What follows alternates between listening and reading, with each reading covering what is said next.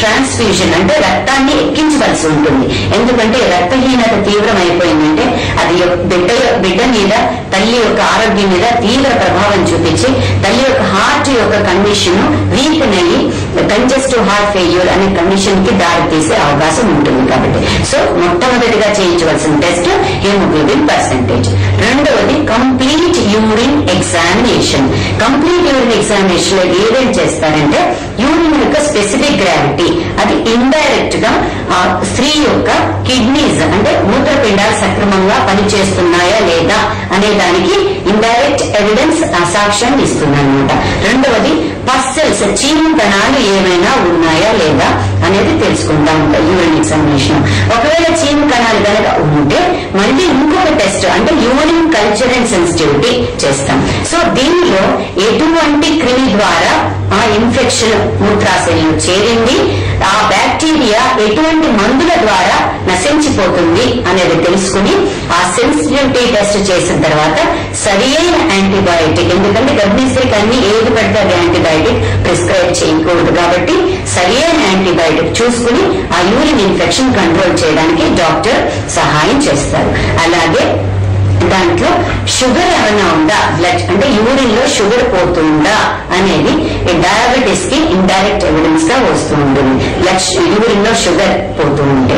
అట్లాగే ప్రోటీన్స్ అంటే యూరిన్ లో ప్రోటీన్స్ ఆల్బుమిన్ అంటారు. యూరిన్ ఎగ్జామినేషన్ లో ఆల్బుమిన్ పాజిటివ్ అయితే ఆ కిడ్నీస్ యొక్క ఫంక్షన్ అంటే మూత్రపిండాల యొక్క ఫంక్షనింగ్ అంటే పని చేయడం అంత మంచిగా లేదు అంటే తొందరలోనే కనుక్కుని ఆ మూత్రపిండాలు సరిగ్గా పని చేయడానికి ఏమేమి మందులు ఏమేమి టెస్టింగ్ కావాలి అనేది డాక్టర్ యొక్క సలహా తీసుకుని చేయించుకోవాల్సి ఉంటుంది. సో ఇప్పుడు యూరిన్ ఎగ్జామినేషన్ అయిపోయిన తర్వాత థర్డ్ మోస్ట్ ఇంపార్టెంట్ టెస్ట్ అంటే blood grouping and RH typing. So దీన్ని ఎట్టి పరిస్థితుల్లో ప్రతి గర్భిణీ స్త్రీ ఆవిడకి అబార్షన్ అయినా అయితే అబార్షన్ తప్పని పరిస్థితిలో చేయించుకున్న కాన్పైన రొటీన్ చెకప్ అయినా ఎప్పుడూ కూడా blood group and RH typing ఎట్టి పరిస్థితుల్లో తెలిసి ఉండాలి. ఎందుకంటే అది రెండు రకాలు ఉంటాయి. బ్లడ్ గ్రూప్స్ లో రకరకాల బ్లడ్ గ్రూప్స్ ఉంటాయి. సో సరైన రక్తం ఆవిడకి ఇవ్వవలసి ఉండిన పరిస్థితుల్లోనూ లేదా బిడ్డ యొక్క తల్లి యొక్క ఒక్కొక్కసారి ABO ఇన్కంపాటిబిలిటీ అని వచ్చి బిడ్డకి ఫోటోథెరపీ అంటే బిలిరూబిన్ పెరిగి ఫోటోథెరపీ లాంటి కండిషన్స్ ఏమైనా చేయవలసి ఉంటే తల్లి యొక్క గ్రూప్ చాలా ఇంపార్టెంట్. అలాగే RH టైపింగ్ అనేది కంపల్సరీ. ఎందుకంటే మన పాపులేషన్ సర్వసాధారణంగా 80% దాకా RH పాజిటివ్ ఉంటారు. మిగతా 10 to 15% లేదా 20% RH నెగిటివ్ ఉంటారు. RH నెగిటివ్ కనుక గర్భిణీ స్త్రీలో ఉంటే భర్త యొక్క RH కూడా చూడాలి. ఆయనది కూడా RH నెగిటివ్ ఉంటే బిడ్డకి మాత్రం ఏ ప్రాబ్లం ఉండదు. అదే కానీ భర్తది పాజిటివ్ అయ్యి తల్లిది RH నెగిటివ్ అయితే ఆ బిడ్డకి RH నెగిటివ్ గానీ RH పాజిటివ్ గానీ వచ్చే అవకాశాలు ఉన్నాయి. అదే తల్లిది బిడ్డది సేమ్ RH నెగిటివ్ అయితే మళ్ళీ బిడ్డకి ఎటువంటి ప్రాబ్లం ఉండదు. తల్లిది RH నెగిటివ్ అయ్యి బిడ్డది RH పాజిటివ్ అయితే గనక నెక్స్ట్ ప్రెగ్నెన్సీస్ లో అంటే ఈ ప్రెగ్నెన్సీస్ లో పర్వాలేదు. వచ్చే గర్భిణీలో మటుకు ఈ ఫస్ట్ డెలివరీ కాదనే తల్లికి మొదటి 72 గంటల లోపల యాంటీ-డి ఇంజెక్షన్ ఇవ్వాలి. దీనివల్ల నెక్స్ట్ ప్రెగ్నెన్సీస్ దెబ్బతినకుండా ఆ శిశువులు దెబ్బతినకుండా మృత అంటే చనిపోయి పుట్టడం కానీ లేదంటే హైడ్రాక్స్ ఫీటాలిస్ అంటారు. ఇటువంటి కండిషన్స్ రాకుండా ప్రివెంట్ చేయాలంటే ఈ RH negative or RH positive అనే స్టేటస్ గర్భిణీ స్త్రీకి తెలిసి ఉండాలి. అది అన్ని హెల్త్ సెంటర్స్ లో చేస్తారు. కానీ ఒక్కొక్కసారి గ్రామీణ ప్రాంతం నుంచి వచ్చే స్త్రీలలో ఎన్నో రిపీటెడ్ గా ప్రెగ్నెన్సీస్, అబార్షన్స్, డెలివరీస్ అవుతూ ఉంటాయి. సాధారణంగా నేను నోట్ చేస్తున్నది ఏంటంటే RH స్టేటస్ మటుకు ఒక్కొక్కసారి సరిగ్గా తెలియడం లేదు. సో ఇది ఎప్పుడు కూడా అన్ని హెల్త్ సెంటర్స్ లో blood grouping and RH typing అనేది కంపల్సరీ చేయవలసిన టెస్ట్. ఈ 3 టెస్టులు అయిన తర్వాత నెక్స్ట్ చేయవలసింది రక్తంలో షుగర్ ఎంత శాతం ఉన్నది అనేది తెలుసుకోవడం కోసం ర్యాండమ్ బ్లడ్ షుగర్ అనేది చూడాలి. అంటే వంశపారంపర్యంగా ఫ్యామిలీలో అయినా షుగర్ యొక్క డయాబెటీస్ హిస్టరీ ఏమైనా ఉన్నా అది మనకి ఈవిడికి ఏమైనా వస్తుందా అనేది ముందరే కనుక్కుంటాం. లేదంటే జెస్టేషనల్ డయాబెటీస్ అని ప్రెగ్నెన్సీకి ప్రత్యేకంగా వచ్చే డయాబెటిక్ స్టేటస్ ఉంటుంది. సో అది కూడా తెలవాలంటే ఈ బ్లడ్ షుగర్ లెవెల్ మనకి తెలిసి ఉండాలి.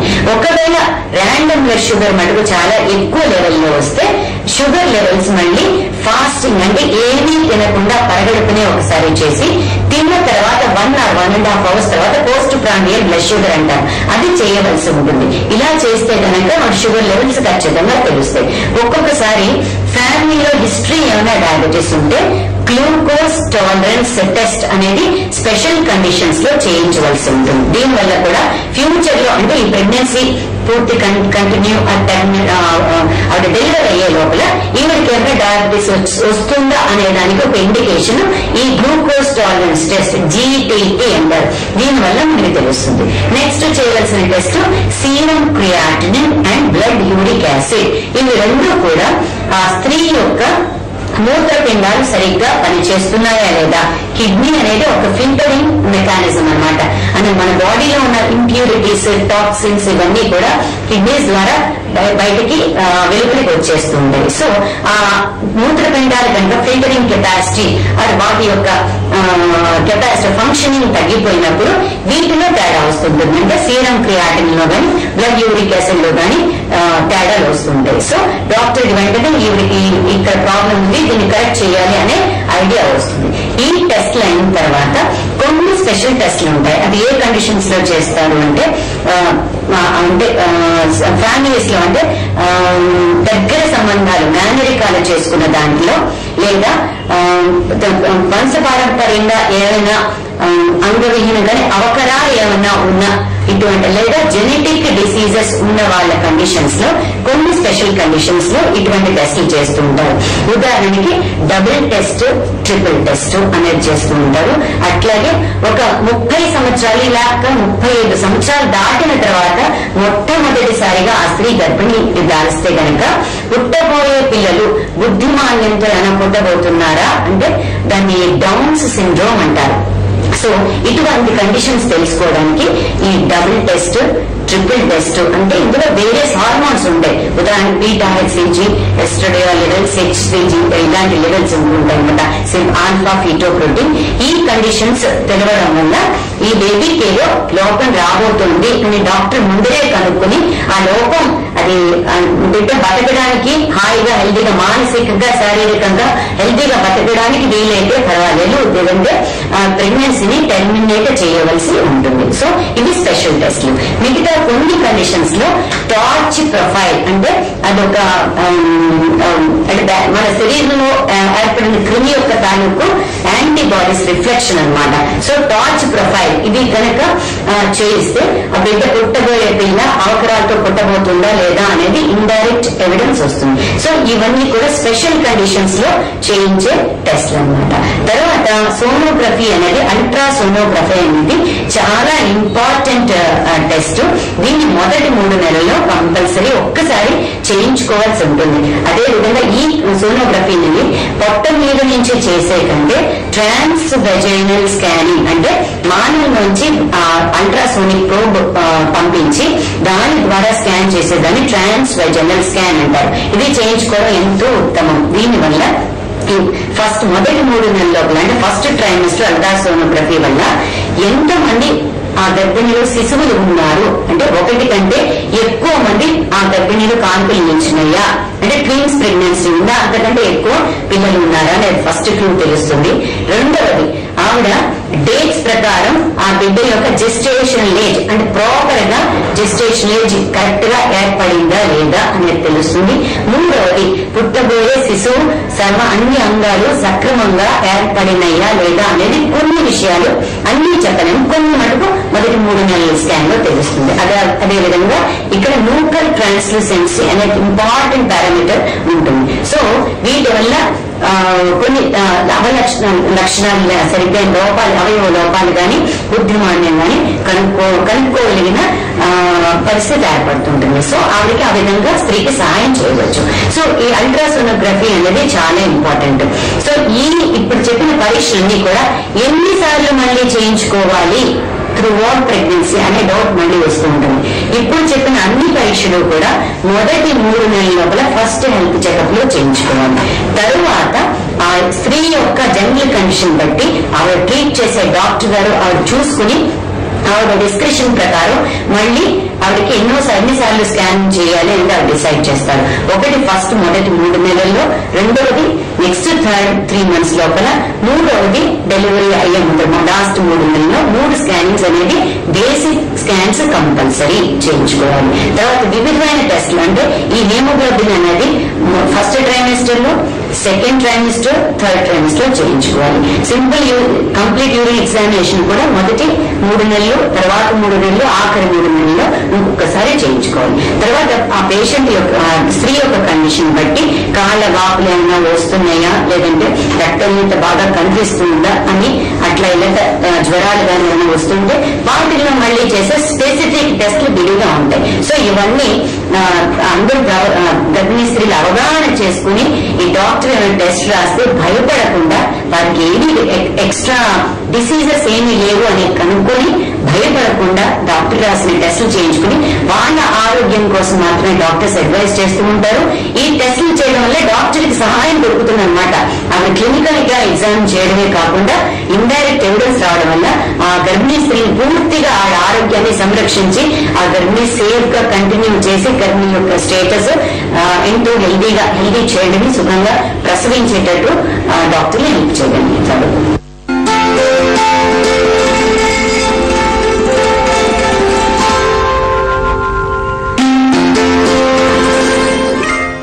మానవ శరీరంలో పర్యావరణానికి డైరెక్ట్ గా అనుసంధానం ఉన్నటువంటి అవయవం ఏదైనా ఉంది అంటే అది ఊపిరితిత్తులు.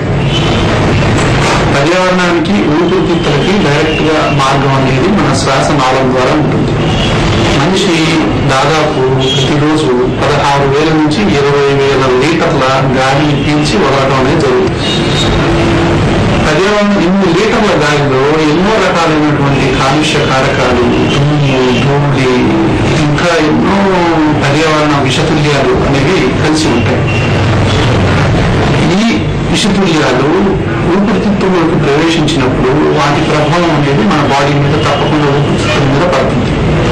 అప్పుడు ఆ ఊపిరితిత్తుల్లో ఉన్నటువంటి ఆ వాయు నాళాలు కుంచుకుపోతాయి దీన్ని ఆపే ప్రయత్నంలో. అప్పుడు మనిషి గాలి పీల్చడం, వదలటం అనేది కష్టం అవుతుంది.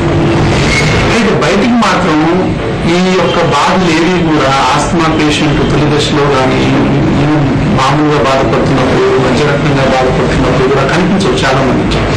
తనకు మాత్రమే తెలుస్తుంది అన్నమాట ఆ బ్రీతింగ్ లో కష్టం ఏమిటి అనేది తనకు మాత్రమే తెలుస్తుంది. అయితే ఒక కంటిలో నలుసు పడితేనే మనం ఆ నలుసు పోయే వరకు ఏ విధంగా అయితే బాధపడతామో, ఊపిరితిత్తుల్లో ఉన్నటువంటి ఆ వాయు నాళాలు కుంచుకుపోవటం, దానివల్ల ఆ ద్రవాలు ఊరడం, దాని తర్వాత అవి ఆ ఇన్ఫర్మేషన్ వల్ల తిక్కవడం, ఎడిమా రావడం, వీటన్నిటి వల్ల గాలి పీల్చడం అనేది, వదలటం అనేది కష్టంగా మారుతుంది. అయితే ఈ ప్రక్రియలో మనిషి ఎన్నో కష్టాలు పడుతుంటాడు. ఎవరికి చెప్పుకోలేని బాధ గురవుతారన్నమాట.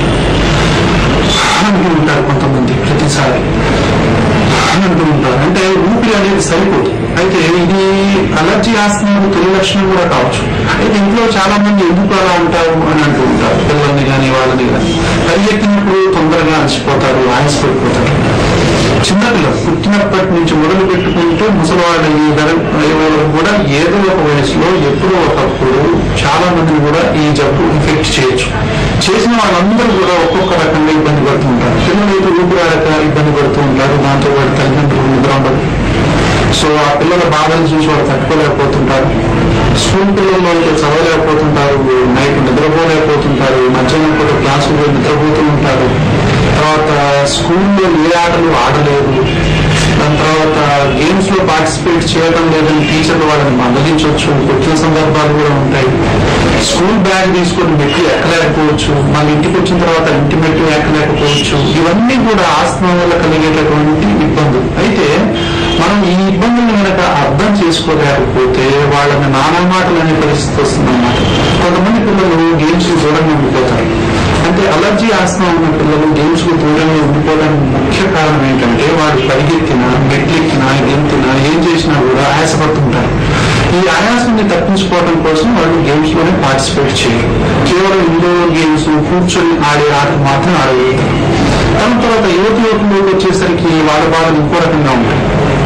ఫ్రెండ్స్ దూరంగా ఉండిపోవడం, ముక్కు కారటం, తుమ్ములు, ముక్కు బిగదీయటం, మాట్లాడలేకపోవడం, ఇవన్నిటి వల్ల ఏమవుతుందంటే వాళ్ళు విత్డ్రా అవుతారు. అంటే ఫ్రెండ్స్ గ్రూప్ నుంచి వాళ్ళు సపరేట్ అయిపోతుంటారు మెల్లగా. అయితే ఫ్రెండ్స్ పాపం వీళ్ళ మీద జోకులు వేసుకునే పరిస్థితి కూడా వస్తుందన్నమాట. వీళ్ళు తుమ్మిని బట్టి అంటే ఎంత నరకము వాళ్ళు అనుభవిస్తారు అనేది వాళ్ళకు మాత్రమే అర్థమవుతుంది అనమాట. అయితే దానివల్ల ఏమవుతుందంటే వాళ్ళలో పెరుగుదల తగ్గిపోతుంది. అంటే మిగతా వాళ్ళకంటే వాళ్ళ పెరుగుదల తక్కువగా ఉంటారు చాలా మంది ఈ ఆస్మాతో బాధపడేవాళ్ళు. కాబట్టి కెరీర్ లో కూడా ముందుకు పోలేదు. తర్వాత పెళ్లి చేసుకున్నామంటే ఒక ఇబ్బంది, చేసుకోకపోతే ఇంకో ఇబ్బంది. ఎవరికి చెప్పుకోవాలో ఎలా చెప్పుకోవాలో అర్థం కాదు. అయితే చాలా మంది ఆస్మా పేషెంట్లు బయట నార్మల్ కనిపిస్తారు. కొంతమంది ఎంత హెల్తీగా ఉంటారంటే ఎవరైనా చెప్పినా నమ్మరు. వీళ్ళు ఆఫీసులో పనిచేసేవాళ్ళు కానీ ఇంకెక్కడైనా పనిచేసేవాళ్ళు కానీ ఆస్మాతో బాధపడేవాళ్ళు ఉంటే ఆ పై స్థాయి అధికారులు ఎవరైనా ఉంటే వీళ్ళని మందలించడం జరుగుతుంది. ముఖ్యం పోలీస్ డిపార్ట్మెంట్ లో కూడా కానిస్టేబుల్ లేకపోతే ఇంకెవరో ఈ ఆస్మాతో బాధపడుతుంటే వాళ్ళకు శారీరక శ్రమ అవసరం ఉంటుంది కాబట్టి ఎక్సర్సైజ్లు అవి ఇవి ఉంటాయి కాబట్టి నైట్ డ్యూటీలు, సో ఇవి చేయలేకపోతారు. సో దానివల్ల అధికారుల ఆగ్రహానికి కూడా గురయ్యేటటువంటి సందర్భాలు ఉంటాయి. వీళ్ళు చెప్పినా కూడా పై అధికారులు నమ్మకపోవచ్చు. ఏ ఉద్యోగస్తులు కానివ్వండి, ఎవరైనా టీచర్ కానివ్వండి, ఇంకే ఉద్యోగంలో ఉన్న వాళ్ళైనా వాళ్ళ యొక్క బాధలు బయటికి కనిపించినప్పుడు అదొక నరకం. ఇప్పుడు జ్వరం వచ్చిందంటే 103, 104 ముందు చెప్పొచ్చు, మిగతా వాళ్ళు కూడా అర్థం చేసుకుంటారు. లేదా బీపీ ఉందంటే పొలవచ్చు, మనం ఒక 150, 200 చెప్పొచ్చు. అలా ఏదైనా గడ్డగా లాగేయడం, గడ్డ ఉంది, ఇలా ఉంది, వాపు ఉంది అంటే అర్థమైపోతుంది ఈ మనిషికి జబ్బు వచ్చింది అని చెప్పి. కానీ అలర్జీ ఆస్మాలో పెక్యులారిటీ ఏంటంటే ఏ వయసు వాళ్ళకైనా కూడా ఒక్కోసారి ఆ జబ్బు అనేది బయటికి కనపడాల్సి చాలా నార్మల్గా ఉంటారు. మంచిగా తింటారు, మంచిగా నవ్వుతారు, మంచిగా ఒక్కోసారి అన్ని పనులు చేస్తూ ఉంటారు, కానీ లోపల ఆయాసపడుతూ ఉంటారు. వీళ్ళ బాధ ఉంది మనం గమనించకపోతే దీనికోసం వీళ్ళు నానా రకాలైనటువంటి టెస్టులు తెచ్చుకుంటారు. అన్ని హాస్పిటల్స్ తిరుగుతూ ఉంటారు. ఎక్కువ జనరల్ చెకప్ చేసుకునే వాళ్ళలో చాలా మంది ఆస్మా పేషెంట్, 190 మంది.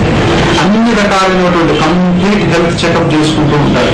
పరీక్షలో ఒక్కోసారి ఏమి బయటపడదు. అయితే ఆ పరీక్షలను చూసి ఒకవేళ ఆ పరిస్థితి అర్థం కాకపోతే అంతా నార్మల్గా ఉంది కదా, ఎందుకు బాధపడుతున్నాం అనే పరిస్థితి కూడా వీళ్ళకు ఒక్కోసారి ఎదురవుతుంది.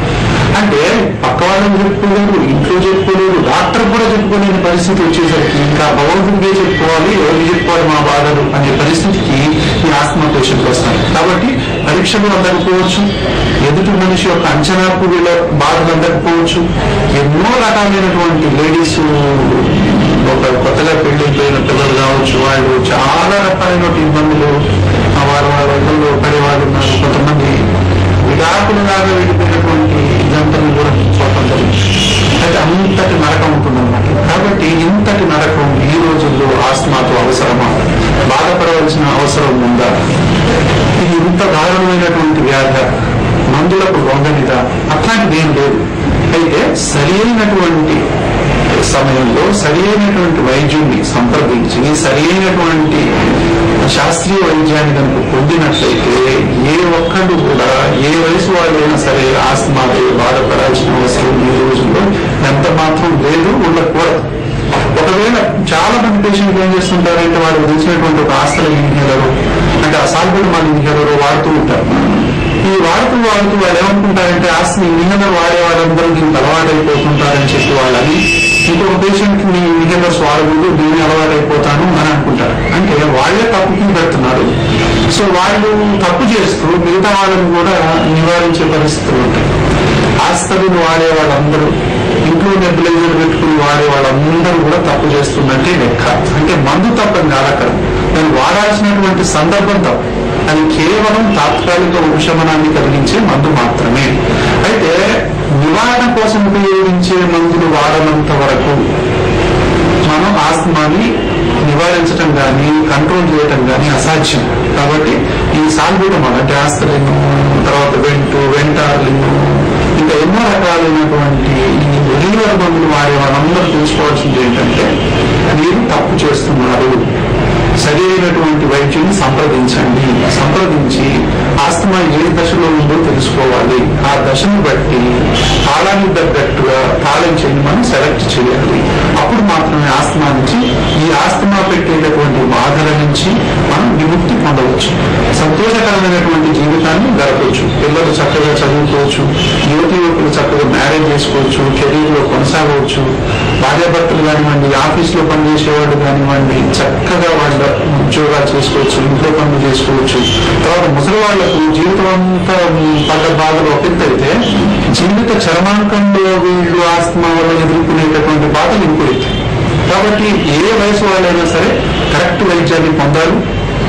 సో దీనివల్ల మనం ఆ ఉపశమనం పొందాలి, ఆ శాశ్వత నివారణ పొందాలి. అంటే కంట్రోల్, అంటే శాశ్వతం అంటే ఇప్పుడు బీపీ షుగర్ ఏ విధంగానైతే మనం కంట్రోల్ చేస్తామో ఆస్తమాని కూడా అత్యద్భుతంగా కంట్రోల్ చేయొచ్చు. అంటే కంట్రోల్ ఏంటంటే ఆస్తమా వల్ల కలిగేటటువంటి ఇబ్బంది, అంటే ఆ బ్రీదింగ్ ట్రబుల్ ఉండకూడదు. దాని తర్వాత పనికి అడ్డం రాకూడదు. ఆస్తమా అనేది చదువులకు ఇబ్బంది కలిగించకూడదు. స్కూల్కు మనం పోకుండా ఉండాల్సినటువంటి పరిస్థితి రాకూడదు. దాని తర్వాత నైట్ పూట నిద్రాభంగం కలగకూడదు. సో ఏ పనైనా సరే, రోజువారీ పనులు కావచ్చు, ఇంకే పనులకు కూడా ఇది మనకు ఇబ్బంది కలిగించకూడదు. దాని తర్వాత ఆస్తని వాడాల్సినటువంటి సందర్భం అనేది పూర్తిగా తగ్గిపోవాలి, చాలా రేర్ అకేషన్స్ లో. తర్వాత ఊపిరితిత్తుల ఫంక్షన్, అంటే ఆ వయసు వాళ్ళకు ఏ విధంగానైతే ఊపిరితిత్తుల ఫంక్షన్ ఉంటుందో అదే విధంగా ఈ ఆస్తమాతో బాధపడే వాళ్ళ ఊపిరితిత్తుల ఫంక్షన్ కూడా నార్మల్ గా ఉండాలి. అంటే ఆ లంగ్స్ అనేవి నార్మల్ గా చేయొచ్చు. సో ఈ విధంగా ఆస్తమా పెట్టేటటువంటి ఈ బాధల నుంచి, ఈ సింటమ్స్ నుంచి టోటల్ గా విముక్తి పొందాలి అంటే సరి అయినటువంటి వైద్యులను సంప్రదించాలి, సరైనటువంటి వైద్య పరీక్షలు జరిపించుకోవాలి. దాని తర్వాత సరైన శాస్త్రీయ వైద్యాన్ని పొందాలి. అప్పుడే అందరూ ఆనందంగా, ఆరోగ్యంగా ఈ ఆస్తమా నుంచి మనం విముక్తి పొంది జీవితాన్ని గడపచ్చు.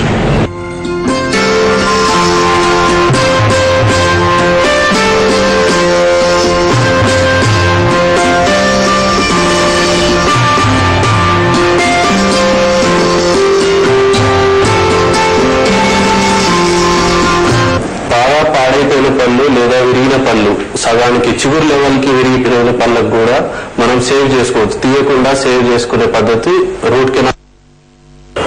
దానికి మనం ఏం చేస్తామంటే పళ్ళు పైనుండి ఒక చిన్న హోల్ చేసుకొని దాని లోపల ఉండే కెనాల్స్ ని క్లీన్ చేస్తాం. ఆ కెనాల్స్ కొన్ని పళ్ళల్లో ఒకటి ఉంటుంది, 2 ఉంటాయి, లేదా 3 లేదా 4 కూడా ఉంటాయి. ఆ 4 ఎన్ని ఉంటే అన్ని కెనాల్స్ పూర్తిగా క్లీన్ చేసుకొని రూట్ ఆ టిప్ నుండి, ఆ కెనాల్ టిప్ నుండి ఫిల్లింగ్ చేసే పద్ధతిని రూట్ కెనాల్ ట్రీట్మెంట్ అంటారు. ఈ పద్ధతి మనకు ఒక సిట్టింగ్ లేదా 2 సిట్టింగ్స్ చేసుకోవచ్చు. ఒక్కోసారి మనకు ఆ ఇన్ఫెక్షన్ ని బట్టి 3-4 సిట్టింగ్స్ కూడా పడతాయి. ఇది మనకు తర్వాత ఈ పన్ను కొద్దిగా వీక్ గా ఉండి విరిగిపోయే ఛాన్సెస్ ఎక్కువ ఉంటాయి. అందుకోసం దీనికి క్యాప్ కూడా కంపల్సరీగా చేయించుకోవాలి. ఇది మనకు పర్మనెంట్ ట్రీట్మెంట్, టెంపరీ కాదు. రూట్ కెనాల్ చేసుకునే పద్ధతి డిఫరెంట్ టెక్నిక్స్ ఉన్నాయి. దాని నార్మల్ గా పూర్వ పద్ధతి ఏంటంటే కన్వెన్షనల్ మెథడ్ అంటారు. దాన్ని జస్ట్ ఫైల్స్ మాత్రమే, హ్యాండ్ ఫైల్స్ మాత్రమే యూజ్ చేసి చేస్తాం. దీనికి కొత్త పద్ధతి ఏంటంటే ప్రోటేపర్, మిషన్ ద్వారా చేసేది. ఇది మనకు సులువుగా సింగిల్ విజిట్, మళ్ళీ చాలా నీట్ గా వస్తుంది. ఇన్ఫెక్షన్ పూర్తిగా కంట్రోల్ ఒకే సిట్టింగ్ లో కూడా చేసుకోవచ్చు, కొద్దిగా ఎక్కువగా ఉన్నా కూడా. దీన్ని క్లియర్ గా చూసుకొని మనం టిప్ వరకు కూడా, లోపల రూట్ కెనాల్ లోపల టిప్ వరకు కూడా ఫిల్లింగ్ చేయాలి అనేది కంపల్సరీ. దీనికి అక్కడ మన టిప్ దగ్గర ఫిల్లింగ్ బాగుంటేనే మనకు పన్ను బాగుంటది. అది చూసుకోవడానికి మనకు లేటెస్ట్ గా ఆర్వీజీ సెన్సార్, అది దాన్ని ఉపయోగించి మనం ఎక్కువగా చూసుకోవచ్చు. విరిగిపోయిన పనికి ఇన్ఫెక్షన్ ఏమీ ఉండదు కాబట్టి మనం ఇమీడియట్ గా సింగిల్ సిట్టింగ్ చేసుకొని దానికి పోస్ట్ అండ్ కోడ్ అని కూడా అంటప్పుడు పోస్ట్ అండ్ కోడ్ చేసుకోవాలి. ఎందుకంటే మనకు క్రౌన్ పెట్టడానికి దానికి ప్లేస్ ఉండదు కాబట్టి దాని పోస్ట్ పన్ను లోపలికి కొద్ది స్పేస్ ప్రిపేర్ చేసుకుని బయటకి ఎక్స్టెండ్ అవుతూ కోడ్ బిల్డప్ చేసుకుంటాం.